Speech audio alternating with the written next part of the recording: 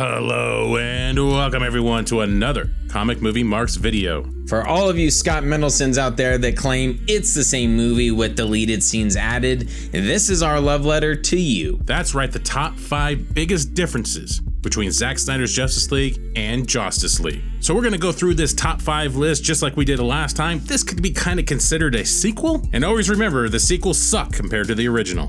Like last time, I will burn through some honorable mentions as well.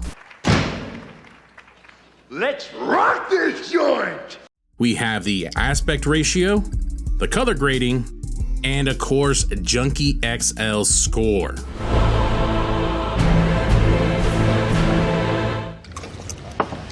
So good. Number 5. All the stuff that was in Justice League will be deleted. There will not be brunch, itchy, something's definitely bleeding, Deleted. Shitty green screen, the Russian family, and that reused but essential titfall joke. Delete! Delete! Delete! This dipshit Steppenwolf, the Bat bromance, Well, I knew you didn't bring me back because you like me. I don't. Not. Clark. and of course, Butterface Superman. What's the best thing about planet Earth?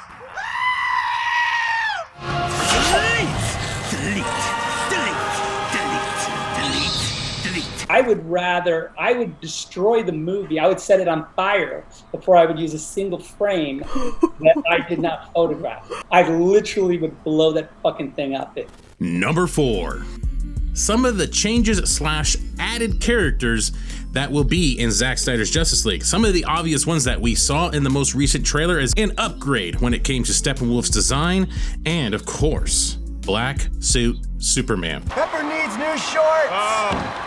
That will be Ryan Choi, Volko, Eleanor Stone, Desaad, Iris West, Antiope, Ares, General Swanwick, Martian Manhunter, Major Ferris, another Green Lantern, and Darkseid. But that shit sounded like a DC comic fan's wet dream, man. Number 3.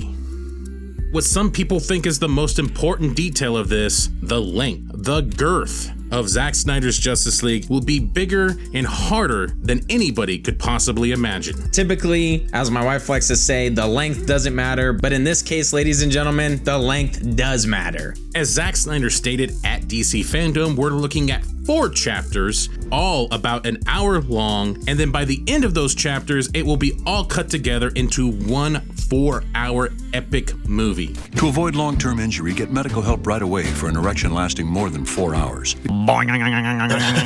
Something that seems to be a misconception is that this movie is going to be just a director's cut of Justice League. Fabian Wagner stated that possibly 10 to 25% of what Zack Snyder shot was actually in Justice League. So if you think about that, that's anywhere from 12 minutes to a half an hour of Justice League was what Zack Snyder shot. Now with 4 hours of content, that is a crap ton of new stuff that we are going to see in Zack Snyder's Justice League. Is there a general plot to all this? Form the League, stop Steppenwolf from collecting the mother boxes? Yes, that is still gonna be the general concept, but you're talking about possibly 3.5 hours or more of unseen footage that was never gonna see the light of day previously. Something that's crazy about this to me is how WB originally handled Justice League has led up to this possible epic 4-hour movie. And if they would have done a 2.5-hour version with just Snyder footage, would the fandom have much to stand on? Mandated it down to 2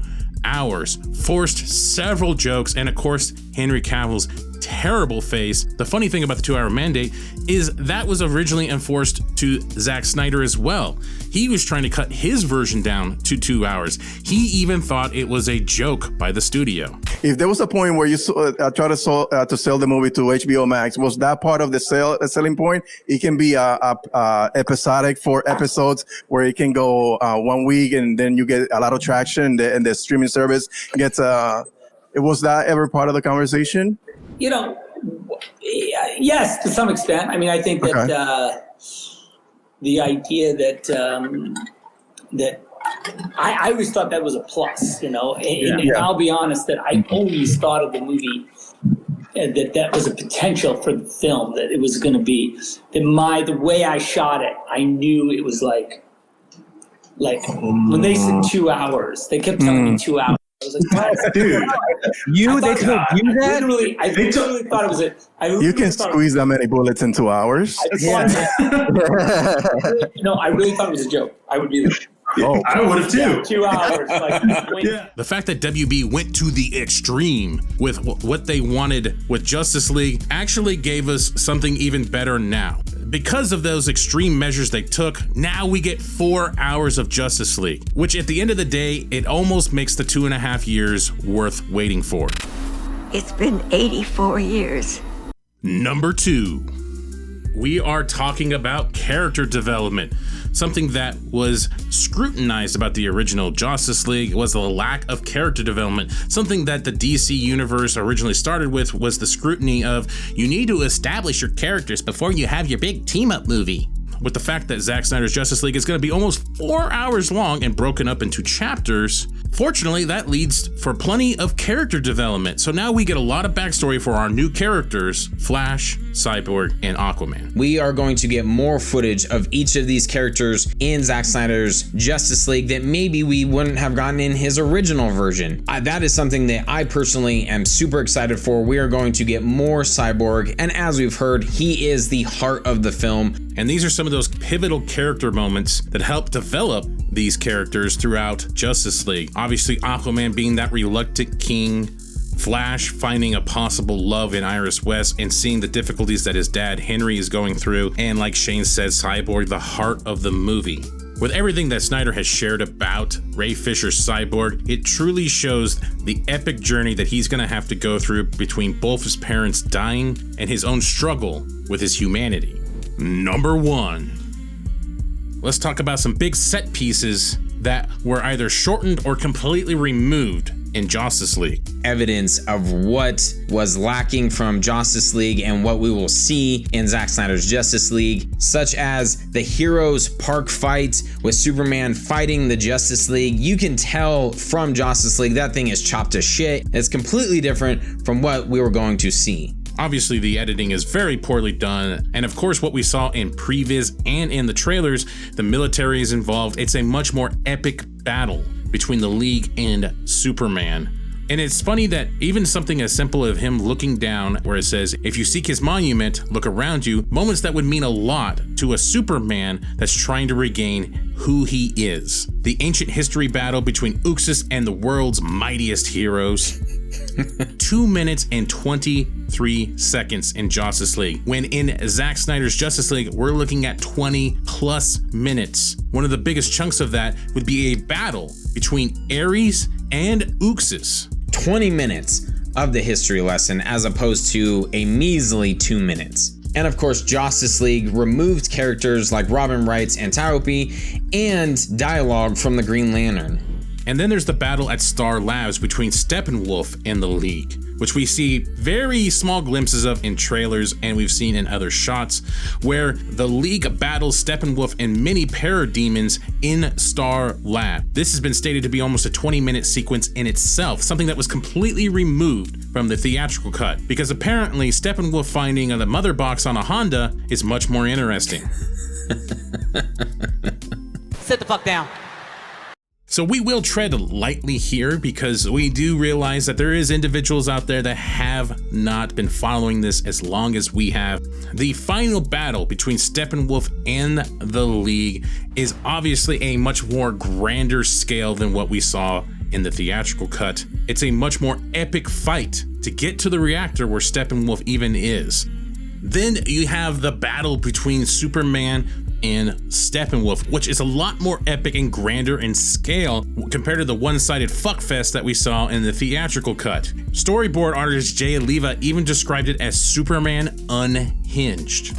That when I watched the film, I was like, well, what happened to that? Because I was looking forward to seeing it because I had done some like crazy stuff. I was trying to top myself what I had done with Superman. When Superman comes back, I had done some really crazy stuff, like Superman Unhinged kind of thing. I was really riffing off of, there's an episode of Superman Adventures where he fights Darkseid and he he tells Darkseid that I have to hold myself back, you know, when I fight people, but I'm not going to hold myself back with you. And he just kind of works Darkseid.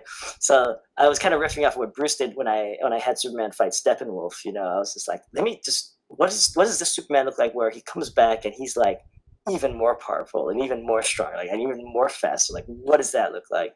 We're looking at grander stakes here, things that might require time travel in the process. And the way that Steppenwolf loses the battle is much different than what we saw in the theatrical cut, and a cameo by Darkseid, and possibly quite a cliffhanger. Holy shit! Oh, fuck! That'll end our little episode here explaining the top 5 big differences between Zack Snyder's Justice League and Josstice League.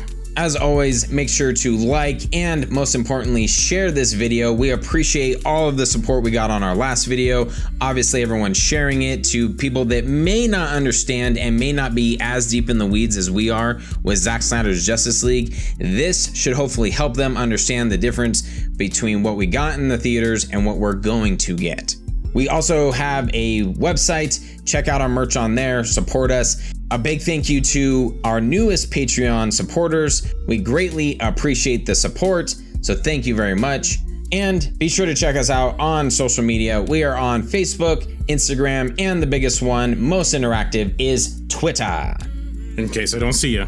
Good afternoon, good evening, and good night.